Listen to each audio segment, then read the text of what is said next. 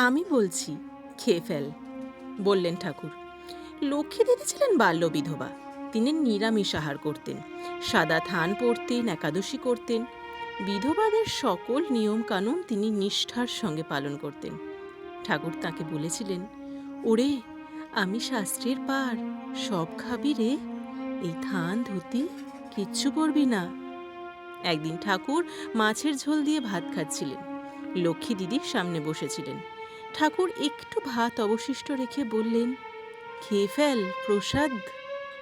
লক্ষ্মী দিদি একটু ইতস্তত করছিলেন। ঠাকুর বললেন, আমি বলেছি খেয়ে ফেল, নইলে আবার জন্ম হবে, মোষের মতো কালো ষণ্ডা পরের হাতে পড়বি।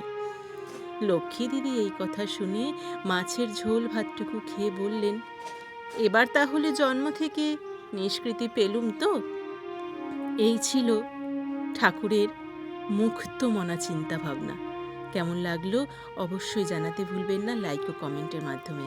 ভালো লাগলে চ্যানেলটি সাবস্ক্রাইব করে সঙ্গে থাকুন। পরবর্তীতে আবার দেখা হচ্ছে নতুন কোনো গল্প নিয়ে। ততক্ষণ সকলে ভালো থাকুন, সুস্থ থাকুন।